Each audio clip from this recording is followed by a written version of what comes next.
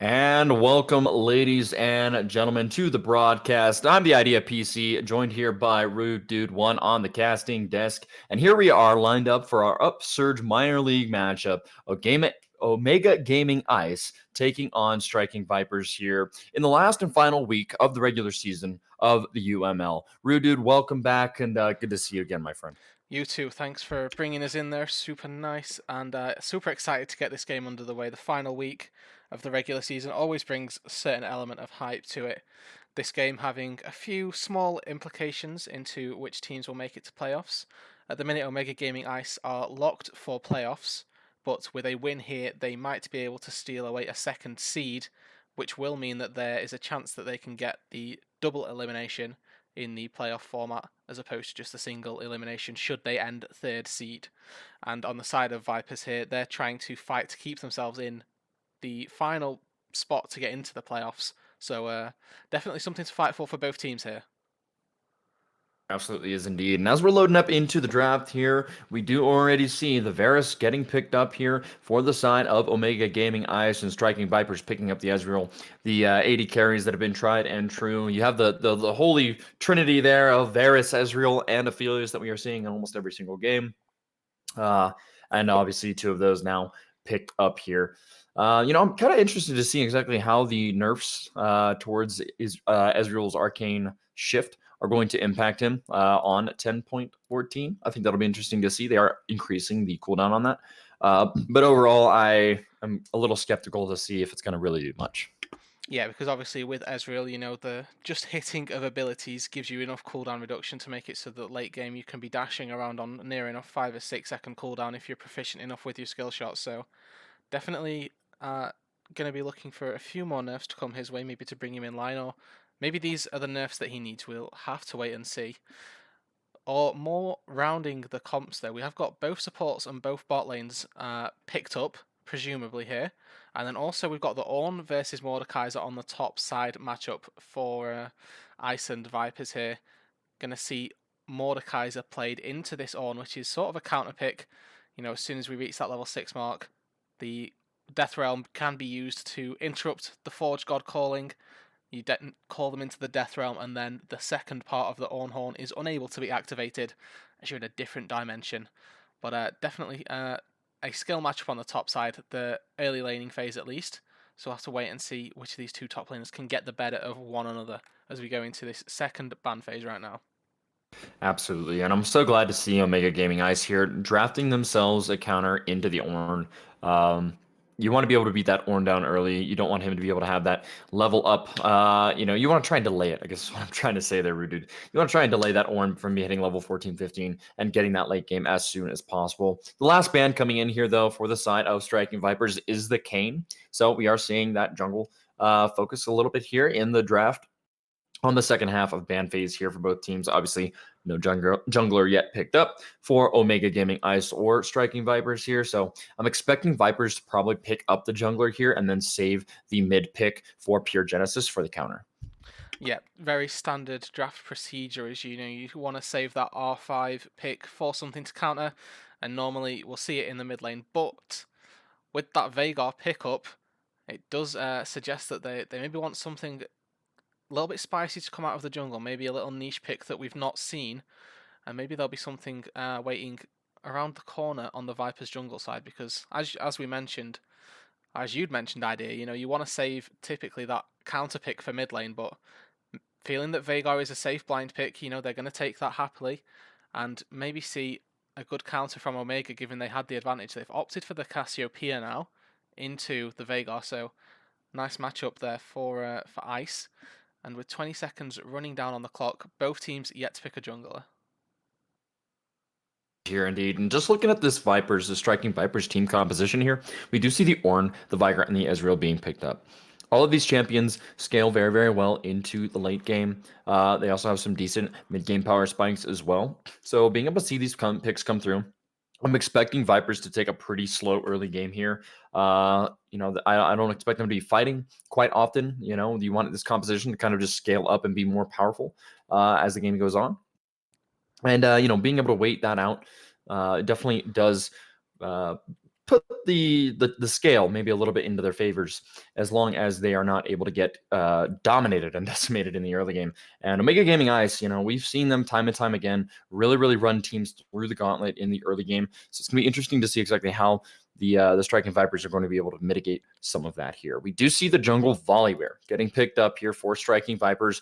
Morn will be on that pick, and it has been very relevant. Yeah, for sure. Volibear being seen a lot of play, and it gives Vipers that little bit of early game power that we'd mentioned that they were lacking a little bit, right? We talked about the Ezreal wanting to get to 2 items, Veigar scaling indefinitely, and Ornn scaling really well with those ornament items as well.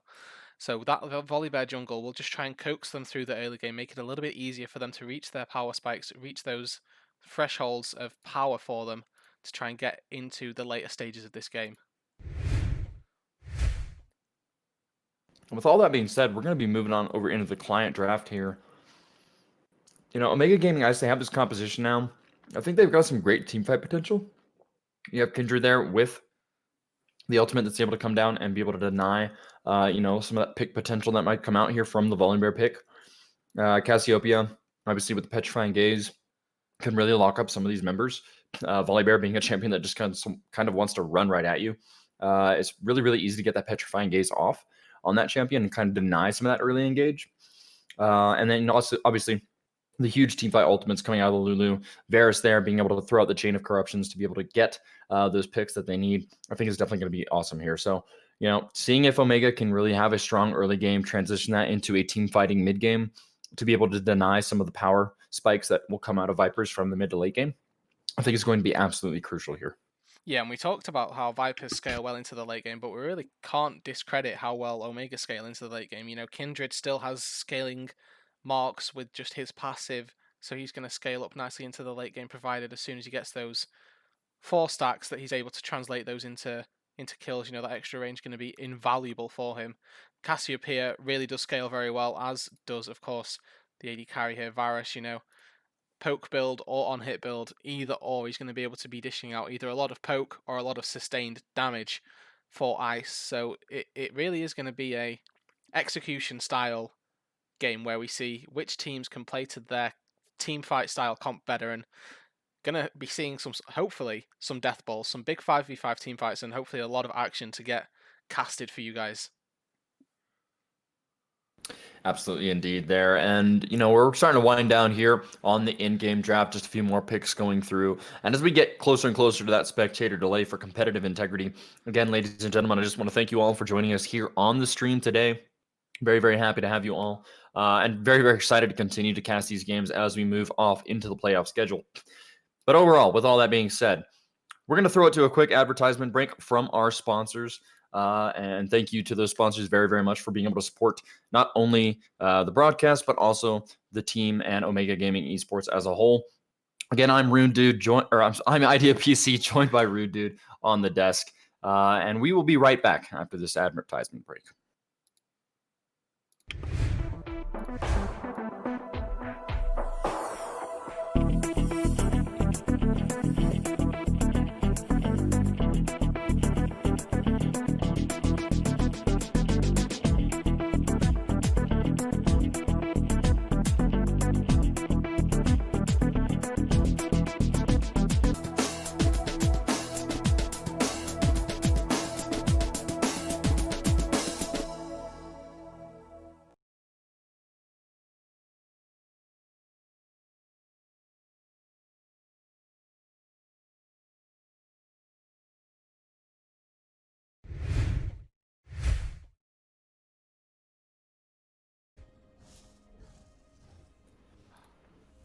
And welcome back, ladies and gentlemen, to the UML broadcast here. Again, I'm the Idea PC, joined by Rude Dude 1 on the desk. So glad to have you all here.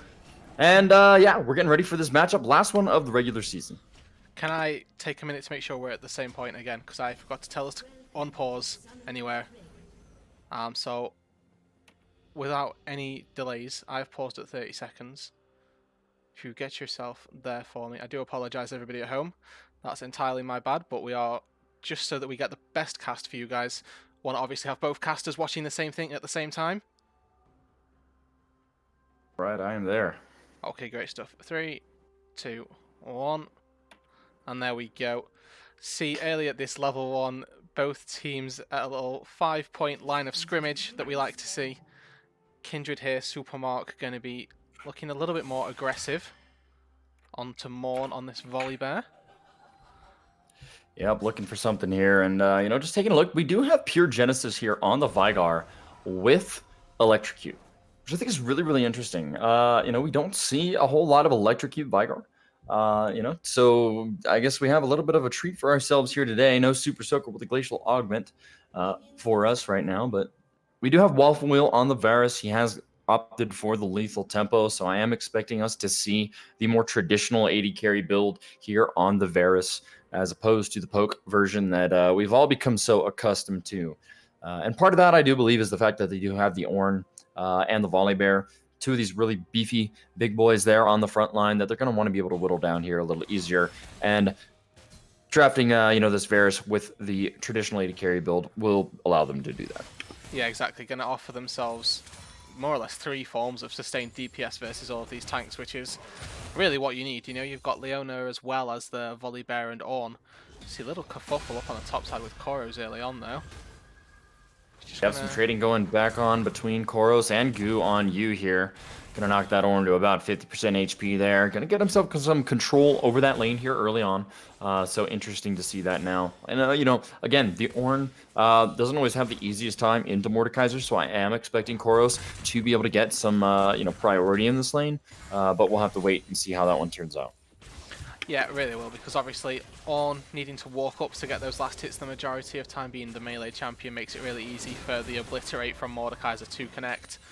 And he's just should hopefully be bullying him out, and especially with that level 1, maybe even denied some XP to Gu on you just with the positioning of where he was when the minions died. See Gu on you still level 1 as the 3rd wave is about to come and crash, so definitely got denied some experience. And already we've seen some nice trades coming out from Schmurda B in the mid lane, using the Qs just to poke down Genesis here. We see gank mid lane. Coming now, there's Morn with the gank here. First blood going on over to Morn here on the Volley Bear.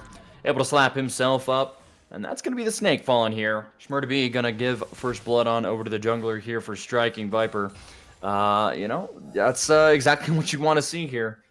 Being able to deny some of that early game pressure that they're going to be able to have with the Kindred. Obviously, she wants to be able to invade to get those marks. And now towards the bottom side, flash coming out from G-Friend Keeney here. Able to get the kill. Cruiser picks that one up as Cassian does fall. Nice Zenith Blade and engage there. Volley Bear now, though, with 2 ganks before 4 minutes, able to get his team a slight advantage in the early game. Yeah, Morn really doing the work that we needed him to, really. We talked about it in the draft that Volley Bear was going to be the one that needed to coax them through the early game and get them into those later game stages with those items, and he's doing a perfect job. 4 minutes hasn't even ticked over, as you mentioned, and 2 ganks already completed. 2 successful ones at that as well. Got the flash out of Schmurda B in the mid lane, and only the heal out of Casion in the bot lane, but summoners are summoners, and especially when you get the kill as well, he's going to be feeling really good about that particular gank, and still has his own flash available to note. Didn't have to expend any of his own summoners in order to get those kills. When he's got the press the attack as well for the rune choice, he's going to make it really easy for his team to follow up and do damage. So he needs to get the auto, and then just a couple of, or the Q rather, and then another 2 auto attacks to proc that, and the rest of the team damage will be slightly amplified, and it's going to be lots of damage when he does get a successful proc off with that. Supermark, though, was able to walk in and take away some Raptors, so, not making it all for nothing, did manage to get some counter jungling going whilst Morn was making himself useful on the map. And already we see, despite this gank in the mid lane from Schmurda, he's managed to keep himself even in CS. Obviously a big wave coming in now, so Pure Genesis should be able to try and mop some of these up. But, Schmurda doesn't even have TP either, so he's managed to keep this CS lead through himself without the teleport as well. So really strong laning coming out early on from this Cassiopeia. As indeed here, and even though Kindred was sitting on that ward the entire time taking chickens, still manages to actually get it away here out of the hands of Morn. And you want to see the Kindred counter jungling. You want to see her taking an advantage early. Those marks are absolutely vital. Unfortunately, she's not going to be able to position herself in the right spot to be able to get that Gromp that's spawning up here. Morn will just be able to rotate on over, take that one away. But overall here, some early pressure in the mid lane, as we've seen. Cassiopeia was getting the better of that matchup as this game, starting up. And we're continuing to see that even with the ganks here. Goo on you, though. Going to be going in for a little bit of trade. Going to take some damage, though, for it. Falling to about 30% HP. But with all of that being said, though, with Cassiopeia going back on that last recall, that's going to mean priority in the mid lane does go on over to the side of Striking Vipers. They're going to be able to pick themselves up an early Ocean Dragon, and that should make this Ornn feel a whole lot better. Nice Bellows Breath there coming out from Goo on you to be able to deny the Mordekaiser the Death Realm trap, which most likely would have ended in a kill going on over to Koros here. So, you know, that's exactly the kind of stuff we want to see. The counterplay potential is there with the Ornn pick. And now a gank towards the bottom side, most likely. Pure Genesis and Morn both haven't made their way down here. You can see G-Friend is really putting up some pressure here. Cage out from Vigar is not going to quite find its mark, and that will, I think, pretty much deny this gank now. They know it's there. They have the ward placed over the wall. Yeah, they'll just walk back to their lanes. Yeah, that spells the end of that gank for them there. You know, they committed 4 people down to the bot side, but they didn't have the push to be able to get the wave under the turret and make that dive as easy and successful as they would have liked. And with that failed roam as well, it just really amplifying the lead that Shmurda-B is going to be able to get in this mid lane. You know, he's got back to base right now, got his tier of the goddess as well, so he's going to be stacking that up nicely. Got himself the double door answering so that his laning isn't super weak as well. Got himself a little bit of health and a little bit of damage as well to go with it. So we could look to see this Cassiopeia really easily scale into the late game, and what you don't want for any team is a late game scaling Cassiopeia, because that is a monstrous champion to try and deal with as well. You know, we talk about the scaling power from Victor, from Veigar and Ezreal. You know, the scaling from Cassiopeia Kindred is also very lethal, and something that we need to not discredit early on. Absolutely is indeed, and you know, Shmurda-B's been able to accept you know, some of that early game pressure effectively here. Vigar there, obviously with the roam, while Cassiopeia had recalled, unable to get anything in the bot lane, is going to affect his CS just a little bit here, not too badly. But it's also going to expect the experience difference. You just see now Vigar just now hitting level 7. And this is really kind of a pattern that we're seeing in the solo lanes here for the side of Omega Gaming Ice. Koros there getting a nice trade against the Ornn. Going to be able to knock him down to about 40% HP. And this is kind of the name of the game here. Almost double the CS now, even with these minions underneath the tower. It's just making it really, really hard for Goo on you to be able to get these kills and get the minions that he needs. Nice knock up there into Bellows Breath with the proc. It's going to be damage traded back. Ooh, knock up passive. There it is. Koros playing effectively, but now, there it is, Call of the Forge God coming out. A weird flash there from Koros is going to seal his fate, and that's the kill going on over to Goo on you. Mordekaiser getting a little too confident up there in the top side of the map. Yeah, nice play from Goo on you there, recognizing that he could go for that solo kill, and I think Koros, the Death Realm, was maybe just a split second off being able to be cast, but a gank here from Morn killing Supermark. Yep, coming down there is going to find the Sky Splitter, but the Lambs or Spite's going to come out to try and buy himself some time. The teleport now coming out, though, from Koros. They're going to find themselves into the Vigar cage, and the teleport now coming in from Ornn as well. Supermark going to fall there with the auto landing from Pure Genesis, and Shmurda-B trying to run down this Volibear is just going to get stunned and locked up. That could be the damage. The Brutal Proc is there, and the knockups come through. Morn picking himself up another one here in this jungle fight, and Koros gonna find it with the Zenith Blade locked down and stunned up by the Leona. G-Friend Keeney coming through for his team. Morn is on a killing spree, and that's 3 going his way. Waffle Wheel able to get the kill off the Ezreal there, but now the teleport from Pure Generous could mean a cage. Yes, it will be. Nice cleanse, though, is going to be able to get him out, but this could be bad here for Cassian. The slow is going to come through. No primordial burst available. They're able to get themselves away, but a lot of thunder spells and teleports being blown across the map. But after that fight that we had, that's going to be the Rift Herald now, Rude Dude, going on over to the side of Striking Vipers. Exactly. Nice to see them convert those kills into objectives as well. They got themselves a decent chunk of gold just from the kills alone. You know, we see Morn currently sat 3-0-2. Full Cinderhulk and Swifty Boots completed, not even 10 minutes into the game. Really strong item spikes early on for this jungle. You know, we look over at Supermark. He's not completed Warrior. He's not completed the Tier 2 boots at all yet. So definite jungle disparities going on. And with that Rift Herald coming in well before 14 minutes, it's going to give them ample time to try and convert that into a couple of plates. Maybe even a turret if they're able to continue this snowball. Find some picks in a lane and maybe charge down a turret themselves. Because it's something that we've not quite seen yet from the Striking Vipers is just them being able to push in their lanes and get those plates, which is, it's fine because they're doing work on the map and Morn is making his presence known, but just to really snowball it, they really need to start getting that gold lead going with the plates. Absolutely, indeed. It almost doesn't even matter if you have solo lanes that are constantly pushed in, if your jungler is able to actually capitalize on that and, kind of force those solo lanes that have those winning matchups to be on the back foot, especially when faced with the power of the Volibear gank. But now, again, pressure just in the bottom side of the map here is going to net themselves a Cloud Dragon here, second dragon of the game for the side of Striking Vipers, and they're going to rotate mid here, looking for something here, trying to find Cassian and Waffle Wheel on the back foot, possibly. If they push up here any further, it could mean an easy gank, but Supermark's going to be able to spot this one out, and the bot lane will be able to, back up here and not get caught out. Morn, though, able to take the camps away here from Supermark, has not exactly had the game that he would have loved to have had on Kindred. You rely so much on that early game to be able to get yourself ahead and kind of scale it into the late game here. It's going to be really, really hard for him. Only sitting at 2 marks right now at about 11 and a half minutes into the game means that we are going to see a bit of a delayed, 4-mark spike here for this Kindred. Dive mid, though.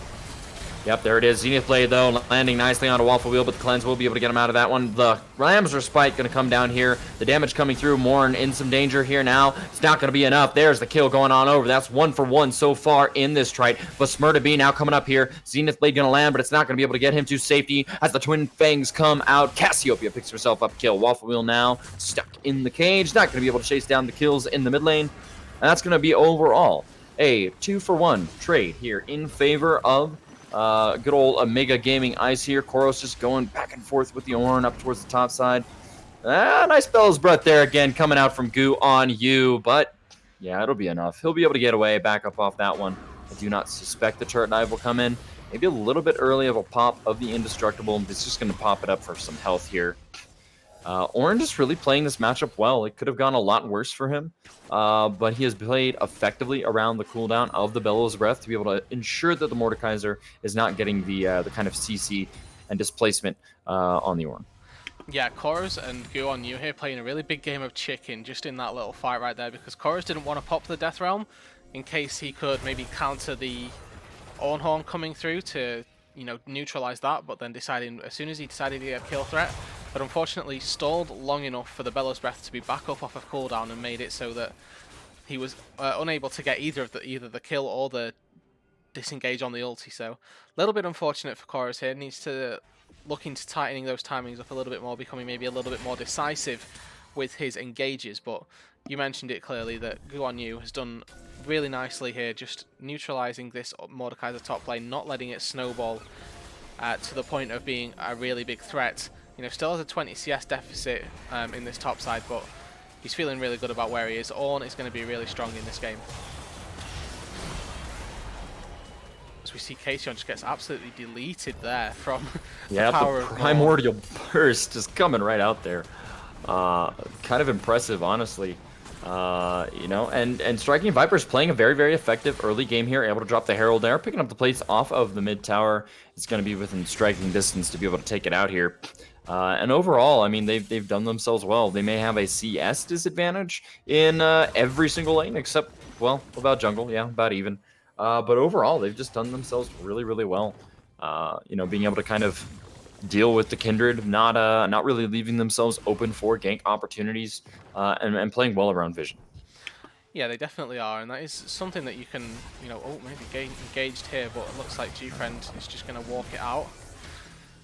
Something that you can, attribute really nicely to Ice here is how they have been disadvantaged in these lanes. Morn has really been able to make himself known in the early game, but Ice still managing to pick up CS where they can and picking up enough CS to, get themselves still level in this game.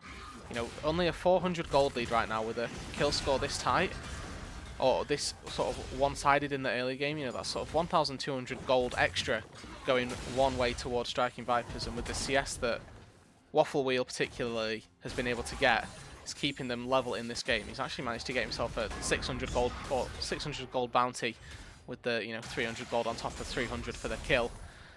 He's actually in a really strong spot with this pocketed Lulu as well. Should be able to definitely do some damage in the team fights. We saw it in the dive mid lane where the piercing arrow came through and absolutely melted Morn with the triple stacked blight. You know, full max health damage came through, and we need to watch out for the team fighting from Waffle Wheel. You know, we need to make sure that Striking Vipers don't get too big for their boots, because they can lose these fights if they're not careful and don't respect the power of Waffle Wheel on this Varus. Absolutely, they do have to kind of play around that and, you know, be careful for it, because Waffle Wheel, you know, if he's able to get those piercing arrows landed onto some of the squishier targets here, particularly the Ezreal or the Vigar, could definitely spell disaster. It looks like we will get a trade of neutral objectives here. The Rift Herald going to go on over to the side of Omega Gaming Eyes to pick one up and make that even. But Soul Point here on the table for Striking Vipers. They're going to be able to pick this one up. But no, there it is. Zenith Blade and stun onto Shmur to be here. The cage not going to quite land, and the Petrifying Gaze will be the disengage that he needs. But Koros now here into the Dragon Pit off that teleport is going to be able to get himself into the fight here. Morn in some danger. Waffle Wheel finds the kill, and Shmur to be falls as the rest of Striking Vipers do pull back. But that is it. Infernal Dragon here over to the side of Omega Gaming Ice, and the teleport coming in might dissuade them. Ornhorn going to get called in here. Call of the Forge God finding itself onto 2, but they do not have the distance gap closers to be able to follow it up here. Nice flash, though, coming in from G-Friend, able to find the Zenith Blade, and Cruiser picks himself up the kill onto the Omega Gaming Ice support. Goop on you, though, now in some danger. They got 280 carries backing away at that one. Double kill now, almost a triple as Pure Genesis finds the arrow for Waffle Wheel here in the mid lane. Well played by Omega Gaming Eyes to be able to get that disengage they needed here. True Shot Barrage going to try and get some wave clear going here, but this tower, dangerously low, is going to fall here. And there it is. First tower of the game, now going over to OGI. Yeah, that dragon fight was actually really well played by everybody on Ice pretty much. Shmur B was able to distract at least 3 members of the Striking Vipers down on the bot side of the pit, pretty much solo killing G-Friend and also pulling the attention of Genesis and Cruiser during that fight. And whilst he was able to do that, Waffle Wheel was left untouched during the fight pretty much freely. Got himself double kill as they overextended a little bit into the mid lane, feeling the re-engage with the Ornhorn. And Koros rather, actually getting himself into the pit with the TP and putting Morn in the Death Realm. Managed to stall out that fight long enough for Supermark to get in and secure the Drake for Ice. So really good plays across the board, coming together as a team to try and keep or deny Soul Point and get themselves one step closer to actually their own Infernal Soul. Indeed they are. And being able to deny that Soul Point from the side of Striking Vipers really just relieves so much pressure on you as a team. Right? If Striking Vipers are able to get that, actually Smart to be here, just gonna get the cage. Yeah, alright, he's very, very dead.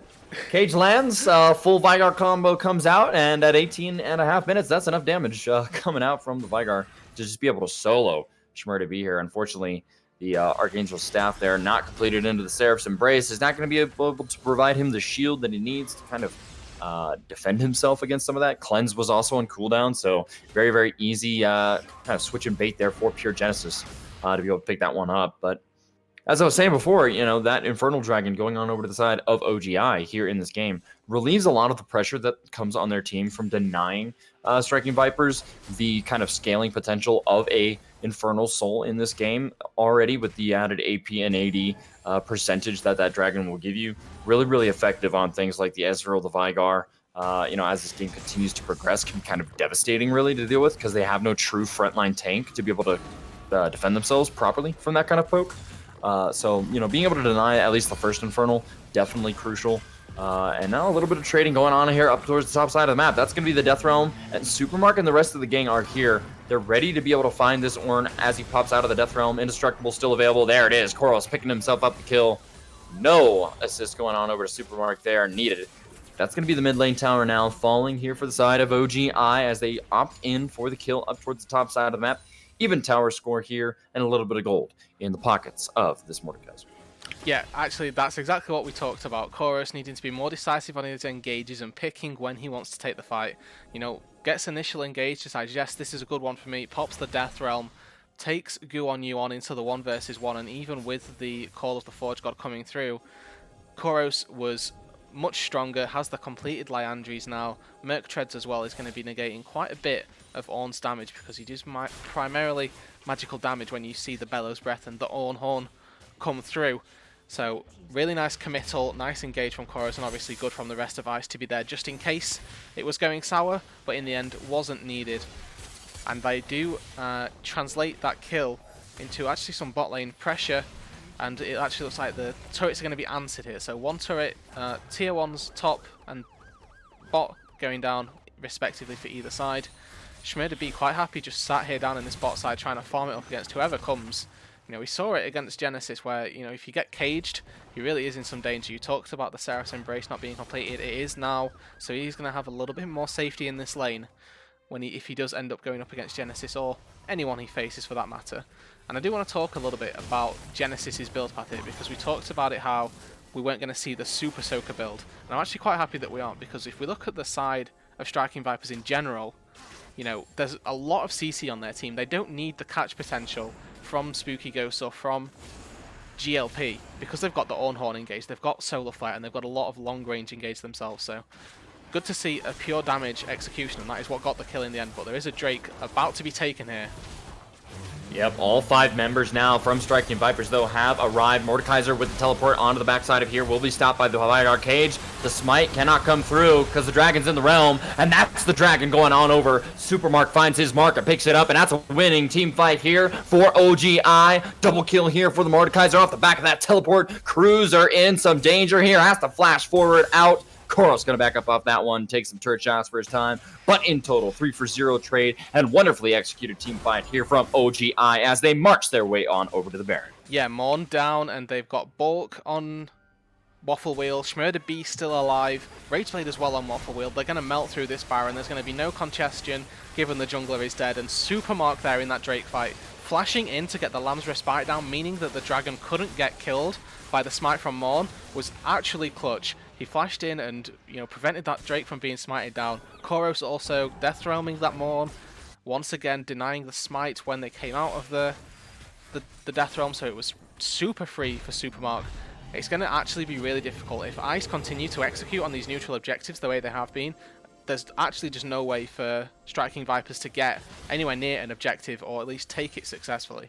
They get themselves the Baron, and with that, they're going to look to pick up a lot of gold on the map. You know, there's still 3 inner turrets remaining, still the top lane tier 1 as well. So there's a lot of standing gold for Ice to collect, get themselves even further ahead in this game. They're sat 3,000 gold up at the minute, and with the Baron as well, like to see them pressure the base. You know, we want to, when you have Baron buff, you want to be breaking the base. You don't want to just be collecting standing gold. You want to make the most out of it, because they are the hardest to crack, especially when there's a Veigar there defending really easily with Dark Matter strikes on a 3-second cooldown. It's going to be actually pivotal that they can get inside the base with this Baron.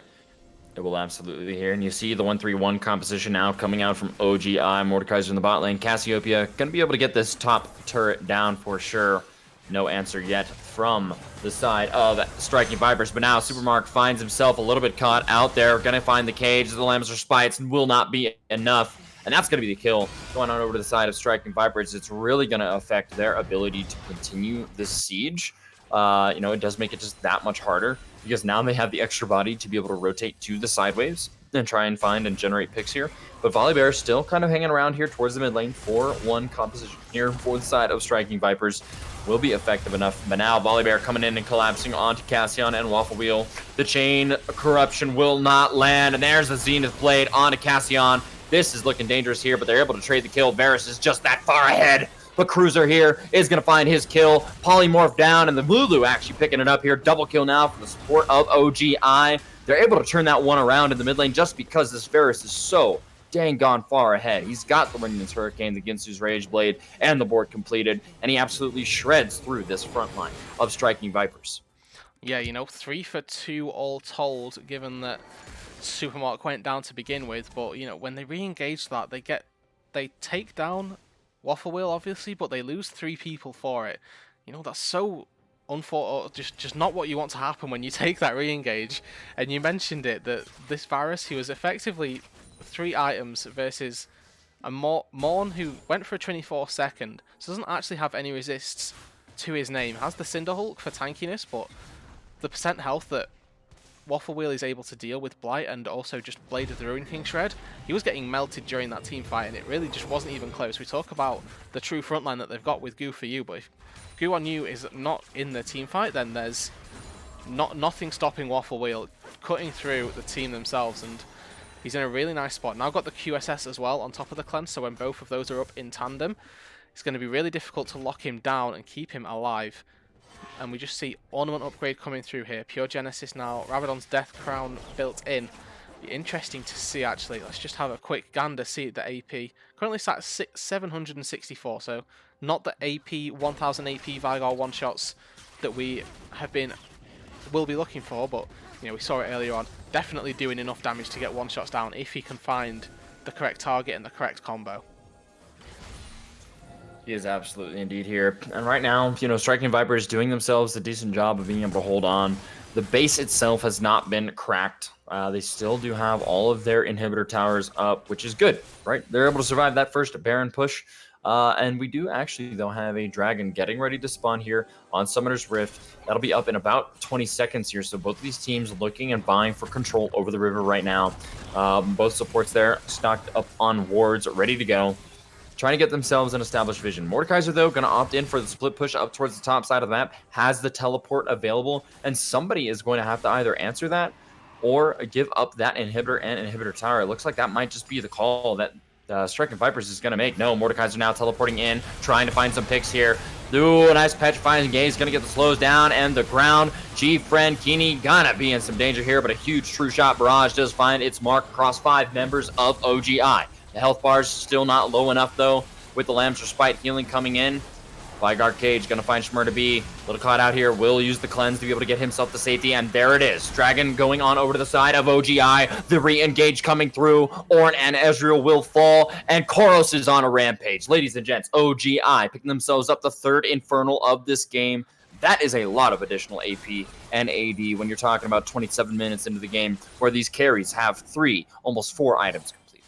Yeah, they're now really strong. OGI going to be looking to take the middle turret tier 2, and with 2 people rather still dead, might look to go for the inhibitor turret as well. But as we mentioned, without Baron buff, their siege is really weak because of Vagar's innate wave clear with his skills. Makes it really difficult for them to crack the base. Obviously, the work that Koros did earlier on means that Shmurda B is able to walk up and take it, but Pure Genesis just absolutely destroys Koros effectively right there. Yeah, bye-bye Mordekaiser. Zenith Blade, though, kind of looking here, and yep, not going to find its mark there, just a little bit short there. Supermark, ooh, going to take some damage. Morn with the flash forward, finding the kill. Petrifying Gaze will not be enough, and the Ornn Horn will come out now. Shmur to be knocked up and rooted down. True shot barrage across his brow. Wilmine Cruiser picks up the kill here in the top side of the map, and that's 2 kills in the sideways here for Striking Vipers. Able to get themselves a man advantage here right before the Baron. Koros, Supermark, and Shmur to be all going down. They're going to be able to deny this Baron crucially from OGI. I think that if OGI is allowed to have this, your chances of being able to win this game go from slim to none, just with the amount of pressure that they already have sitting on all of these Infernal Dragons, sitting on the strong Varus that they have right now with those 3 completed items. Taking this Baron and finding those picks absolutely essential. Good to see Striking Vipers taking some early game initiative, or I should say some initiative in this game to get themselves set up properly for the objective.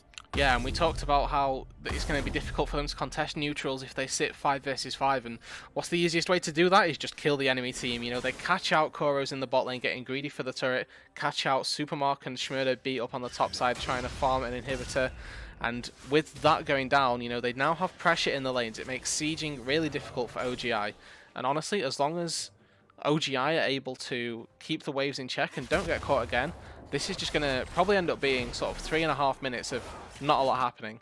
We have a Infernal Drake coming up in 2.5 minutes. They're going to look probably to fight around that. Omega Gaming Ice still sat on Soul Point now. It's going to be all or nothing on this next Drake because the Baron no longer gives combat stats anymore, just really powerful siege, but you know, with the disadvantage that Striking Vipers are at, they just can't really get into a position to siege because they know that they actually can't take 5 versus 5 team fights. With the strength of Waffle Wheel and Shmurda B, they're actually finding it really difficult to find any coordinated team fights. If they find the picks in the side lanes like they did previously, then they'll have the chance to make the dragon happen. But it's on them to try and find those picks, and on Omega Gaming Ice to keep themselves safe and not get caught before this Drake. Got about a minute and a half now before it spawns, and look to see either Shmurda B or Koros rotate themselves over from this top side of the map to try and help establish the vision, because Infernal Soul on all of these champions essentially is going to be really useful. We talked about how they don't have a true tank. That's because the majority of them are doing damage, obviously, except for Kasion. You're worried about the carry threat, the carry potential from the other 4 members of Omega Gaming Ice. They do, and you know, unfortunately during this Baron power play for the side of Striking Vipers, they haven't really been able to effectively clear out these waves to be able to get themselves pressure on the map, or really be able to take any objective so far, you know, neutral or otherwise, on the map as a result of this Baron push. Just kind of 4-man running it down here in the mid lane, looking for this first tower off this Baron, but, you know, it's going to be a question of whether or not they're able to get it. They have all 5 members here just solely trying to apply pressure to the mid wave, trying to get themselves set up for this upcoming Infernal Dragon to deny the soul from OGI, you know, will be crucial. But without that side pressure, if OGI is able to successfully split push in the next 30 or 40 seconds here, looks like they're all going to send everybody mid here. Might see a team fight, actually. Not quite. All right. Well, there's Shmurda B. Woo! Yeah, gonna pop the Banshee's veil on that one. Trying to save himself out. But overall, I mean, no towers going down for the side of Striking Vipers on this Baron so far. You know, really just equates to the 1,500 gold that it gives your team when you kill it. So unfortunately, not able to make the most out of that one here. The clear speed from this OGI squad is absolutely immense. But you see the amount of vision control that that OGI does not have here, and that's just going to be Mordekaiser here going down. Zenith Blade now landing on a Cassian, will find himself forward. Supermark going to get stunned up here now, and Call of Forge God comes out. The Infernal Chains land, but it's not going to really matter here as Cruiser finds himself in a bad position here. Supermark gets popped immediately before the Lambs Respite can come out, and Shmurda B trying to find the low health targets here. They will get them. Waffle Wheel on a killing spree now, 10-1, forcing out the flash here from G-Friend Keeney. They're going to be able to rotate back down and pick themselves up Soul, as the rest of the members of this Striking Viper squad are way too low. Yeah, Morn is still around, could still go for the steal, has Smite available. It's going to be on Kasion and Waffle Wheel to try and find Morn before they take the Drake down, and they're going to have to try and kill him themselves. In the top side of the map though, the inhibitor does go down. Striking Vipers losing a top inhibitor, just not having control of the waves themselves, means that just in a 3-for-3 team fight, they passively lose an inhibitor, and those minions are still knocking on the doors of the turrets. Morn's still looking to try and take this Infernal Drake, and Chorus is just going to zone him away. Yep, there it is, coming on out here. Chorus able to zone a bit here. Gives his Varus enough time to be able to knock down that objective, and that is Soul now going on over to the side of OGI. Unfortunately there, a lot of maybe, I don't know, misappropriation of your skills, of the evaluation of the situation. Giving up the inhibitor and the soul there in both cases, you got to pick one or the other.